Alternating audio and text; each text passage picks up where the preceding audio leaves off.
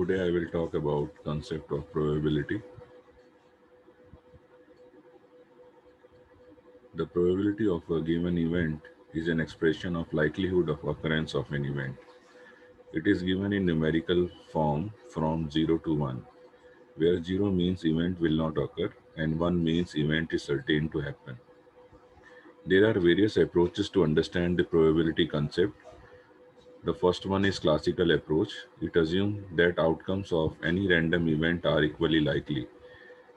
Laplace definition: probability is the ratio of the number of favorable cases to the total number of equally likely cases. So probability of A is equal to A by N, where A is number of ways event A can happen, and N is the total number of equally likely, mutually exclusive happenings. Probability not A is given by 1 minus probability of A. Then there is relative frequency theory of probability and subjective approach. The subjective approach is usually used in management and economic science. And there is axiomatic approach. This is very interesting. It is given by Kolmogorov. He introduced probability as a set function. The axiom 1 is the probability of an event ranges from 0 to 1. Axiom 2, the probability of entire sample space is 1. So that is probability of entire set is 1.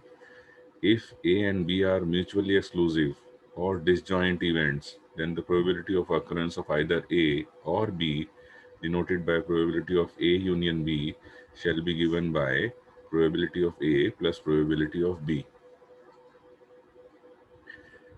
Now we look at various terms which are used in concept probability. Experiment. It refers to process which result in different possible outcomes or observations. Event. It is the outcome of an experiment. Mutually exclusive events. Two events are said to be mutually exclusive when both cannot happen simultaneously in a single trial, or in other words, the occurrence of any one of them exclude the occurrence of the other. Independent events. Two events are said to be independent when outcome of one does not affect and is not affected by the other. Dependent events. Two events are said to be dependent when the occurrence or non-occurrence of one event in any one trial affects the probability of other event in other trials. Equally likely events, when one event does not occur more often than the others. Simple events. In a case of simple events, we consider the probability of the happening or not happening of single event. Compound events. In case of compound events, we consider the joint occurrence of two or more events. Exhaustive events. Events are said to be exhaustive when their totality includes all the possible outcomes of a random experiment. Complementary events. Let there be two events A and B. Event A is said to be complementary event of B if A and B are mutually exclusive and exhaustive. Conditional probability. If two events A and B are dependent, then the probability of occurrence of A, given that B has happened, is known as conditional probability. It is written as probability of A oblique B. It is read as probability of A, given that B has already happened, is equal to probability of A intersection B, that is probability of A and B, divided by probability of B.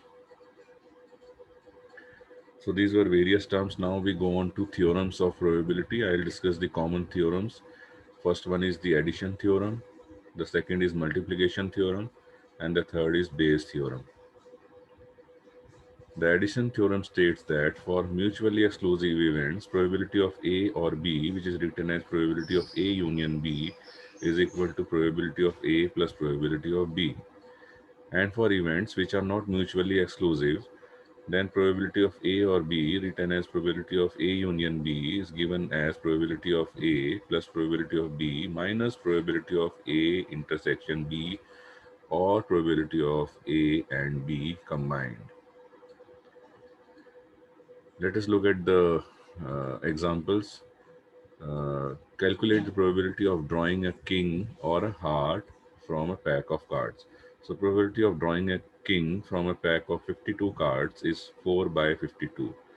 Probability of drawing heart from a pack of 52 cards is 13 by 52. Probability of drawing king and heart is, of course, 1 by 52. And probability of drawing king or heart is probability of king plus probability of heart minus probability of king and heart, which is 4 by 13. Second example is calculate the probability of drawing a spade or a heart from a pack of cards.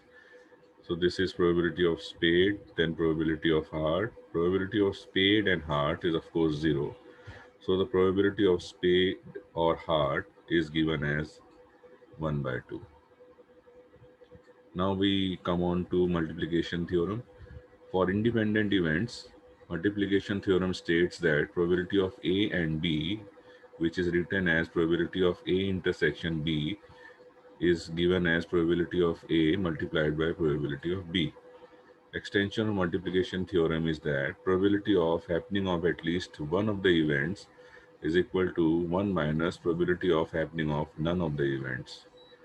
For dependent events, the multiplication theorem states that probability of A and B is equal to probability of A multiplied by probability of B subject to that A has happened, or probability of A and B is equal to probability of B multiplied by probability of A given that B has happened. So this is about the dependent events. So this is an example. A man wants to marry a girl having qualities white complexion. The arbitrary probability given is probability is 1 by 20. Westernized manner, the probability provided is probability 1 by 100. Find out the probability of his getting married to such a girl when the possession of these attributes is independent. So these attributes are independent. So probability of A and B is given by probability of A multiplied by probability of B. So his probability of getting married to such a girl is 1 by 2000. Then we look at another example. A problem in statistics is given to 5 students A, B, C, D, E. Their respective probability of solving it are given as these. What is the probability that problem is solved? So we need to calculate the probability of happening at least one of the events, which is given as probability of 1 minus probability of happening of none of the events. So we solve this in this manner. This is third example. A bag contains 5 white and 3 black balls. 2 balls are drawn at random, one after the other without replacement. Find the probability that both balls drawn are black. So we need to find probability of A and B. So probability of drawing black ball in first attempt is 3 out of 8 balls. And probability of drawing black ball in second events is probability is given as 2 by 7 because one of the ball has already been drawn. So probability of A and B is given as probability of A multiplied by probability of B subject to A has happened. So A has happened, that is one out of total 8 balls, one is already missing. And out of 3 black ball, one is missing. So this is probability of B subject to that A has already happened. Now we come on to Bayes theorem. So this is the classic diagram which is used to describe the Bayes theorem. This is these A1 and A2 are mutually exclusive events, and this event B is common to both event A and event A1 and A2. So the probability of event A1 given that B has happened is equal to probability of A, A1 and B divided by probability of B. This is Bayes theorem.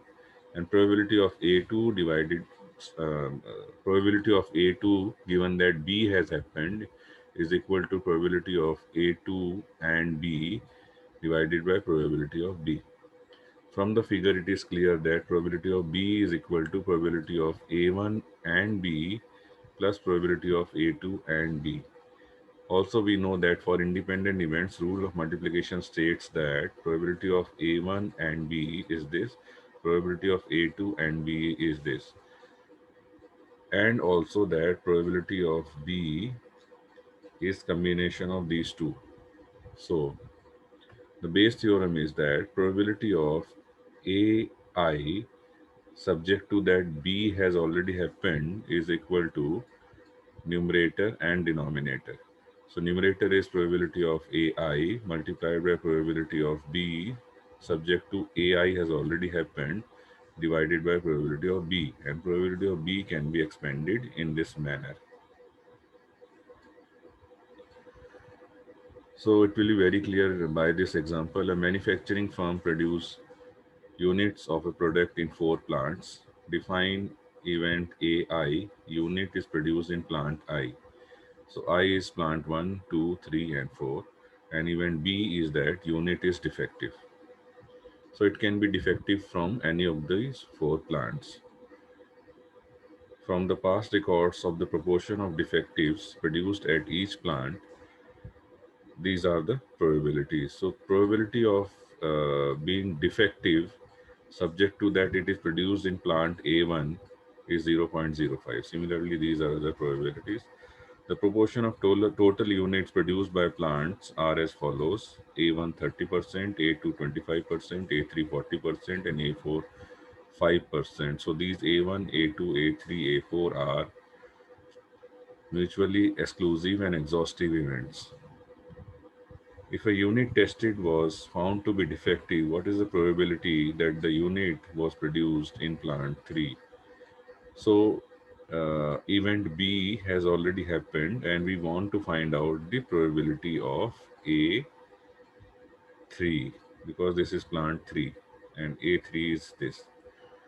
So, we can solve it using the Bayes theorem. This is very simple by using this table.